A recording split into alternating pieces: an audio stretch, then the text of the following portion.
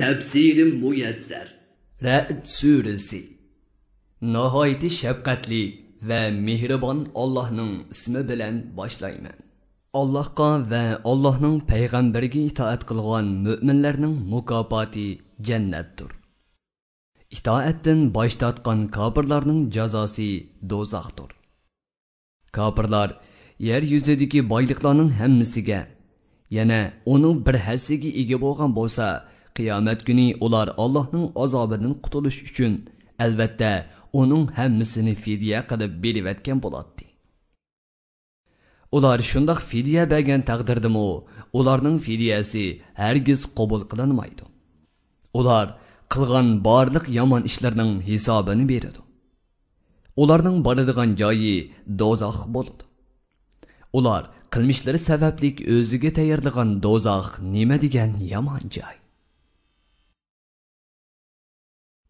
Ey payg'ambar, Rabbing tarafidan sana kelgan dinning haq ekanligini bilib, uningga iymon keltirgan odam, uningga iymon keltirmagan dili ko'r odam bilan o'xshash bo'lamdi. Buningdan Allohning ahdisiga vafo qiladigan, ustidagi ahdini buzmaydigan, aqli sog'lom kishilarla vaz nasihat oladi. Ular Alloh davomlashtirishga buyurgan tuqqanchilik va diniy qarindoshlik rishtasini davomlashtiradi. Allohning o'zini ko'zitib turadiganligini esidan chiqarmaydi. Barliq qilmishlaridan Allohning qattiq hisob elishidan va mag'firat qilmasligidan qo'rqadi.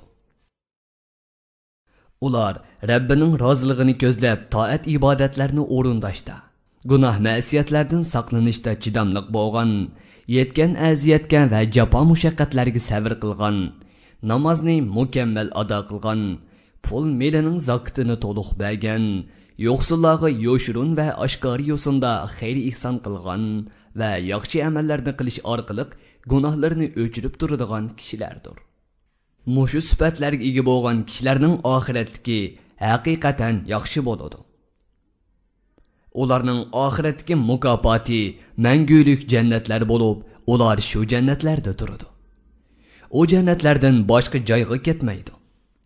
Ularning ota bo'g'illari, ayollari va avlodlari ichidagi yaxshilarmi jannatlarda ular bilan birga bo'ladi.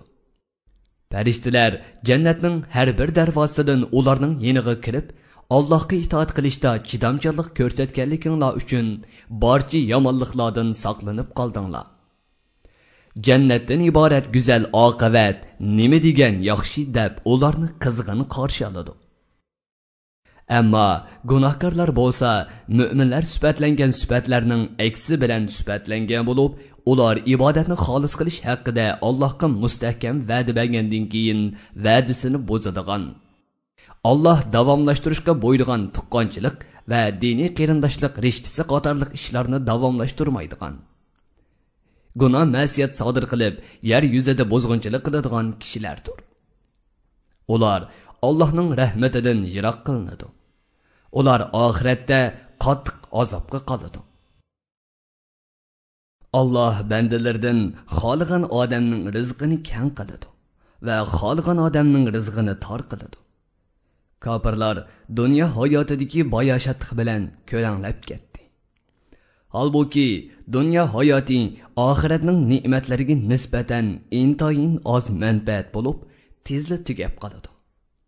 Kofirlar iymon etmaslik uchun bahona izlab, Muhammadga Musa va Isoning mo'jizasiga o'xshash hissiy mo'jiza tushirilsa bo'lmamdi deydi.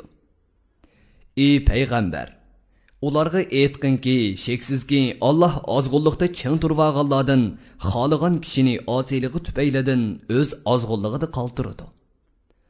Mundaqlarga mo'jizaning foydasi bo'lmaydi. Allah to'g'ri yo'l tepishini va Allohning roziligiga erishishni izlagan bandasini hidoyat qiladi. Allah dili Allohning birligiga iymon etish bilan, ko'ngli Allohni yod etish bilan orom topadigan kishilarni hidoyat qiladi. Bilinglarki, ko'ngillar Allohga itoat qilish bilan, Allohni yod etish bilan va Allohning mukofotini umid qilish bilan orom topadi.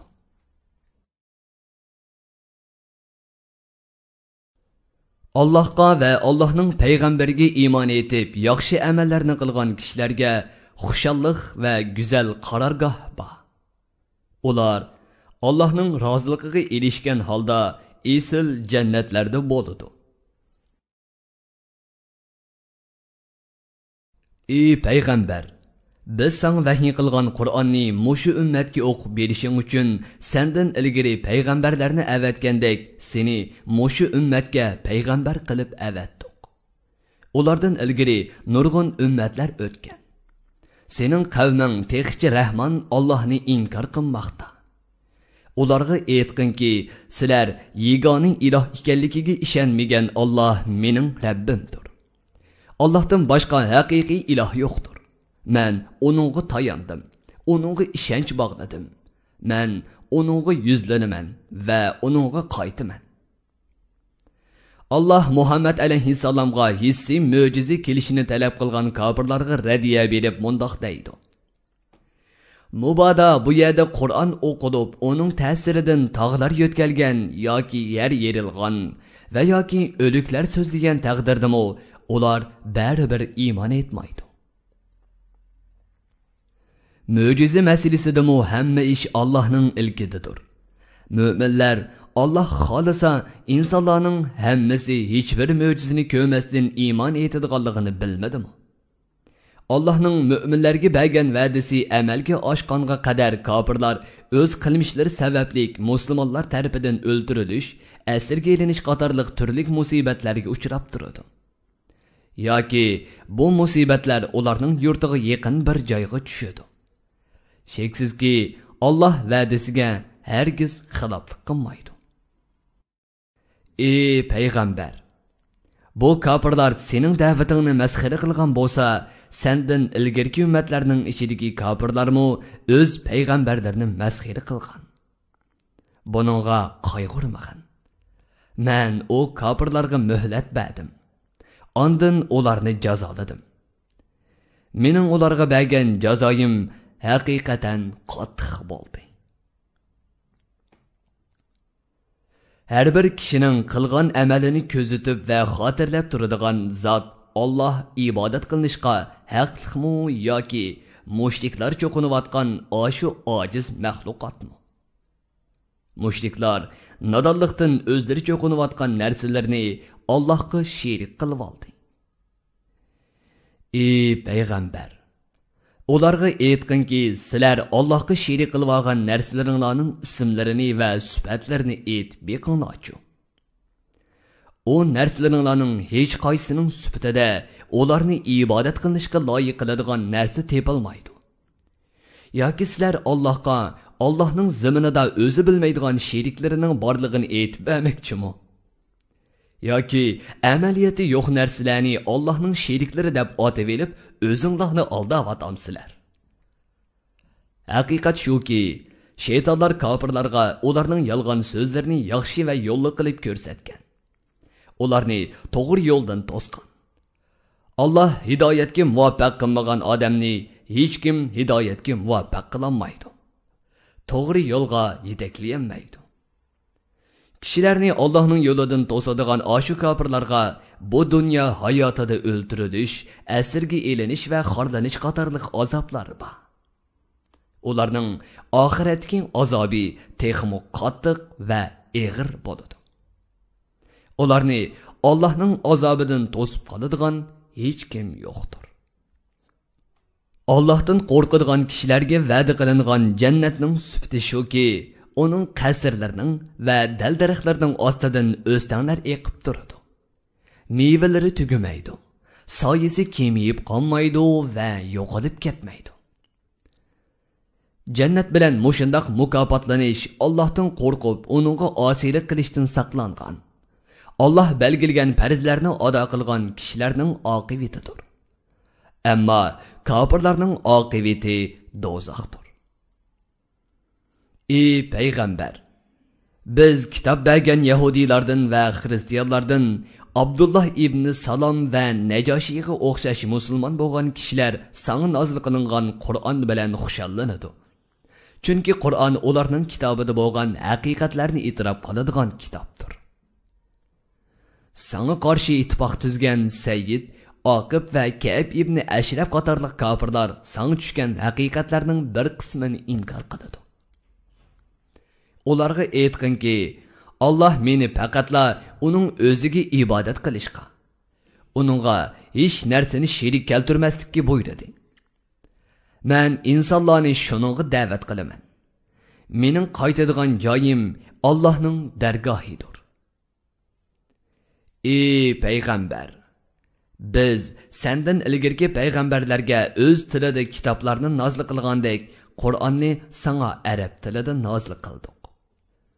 Sana Allah tarafidan haqiqat kelgandan keyin agar sen mushriklarning butlarga cho'qinishdek nafsi xohishlarga agishib ketadigan bo'lsang, sana hech bir yordam berguchi va seni Allohning azobidan qo'g'dab qolguchi yo'qdir.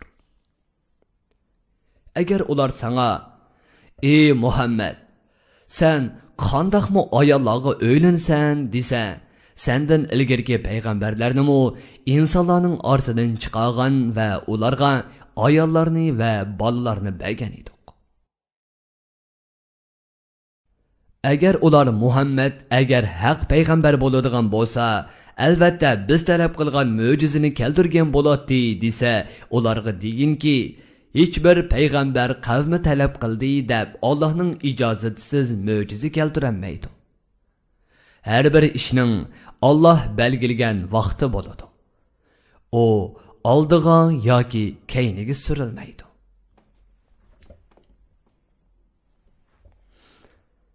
Allah o'zi belgilgan ahkomlardan xoliqini bekor qiladi, xoliqining hikmatining taqozosi bilan o'z beti qoldirib qo'yadi. Allah'ның dargohidan mahluqotning qiyomatga qadar barliq ahvoli putilgan Lavhul Mahfuz deb atiladigan asosli kitob bor.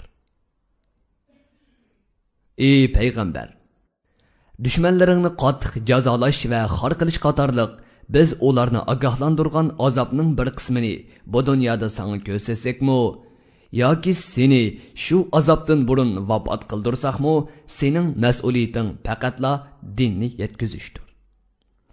Ammo ulardan hisob elish va jazolash bizning mas'uliyatimizdir.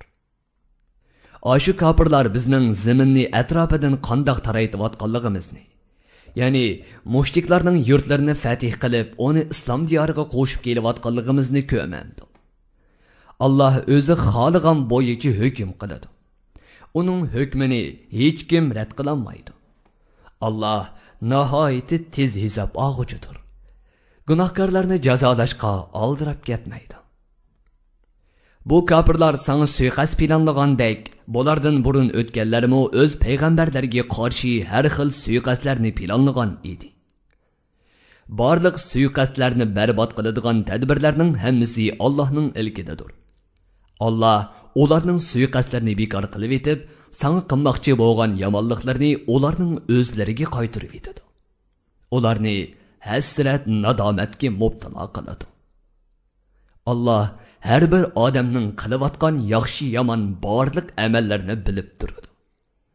Oxiratda ularga shu amallarga yarasha mukofot yoki jazo beradi. Kofirlar yaxshi oqibatning kimga mansub ekanligini Allohning oldiga borgan vaqtida bilib qoladi. Yaxshi oqibat payg'ambarlarga ergashgan mo'minlarga xosdir. Bu oyatda kofirlarga oxiratning azobidan qattiq ogohlantirish berilgan. Ey payg'ambar, kofirlar, ey Muhammad, sen payg'ambar emassan deydi.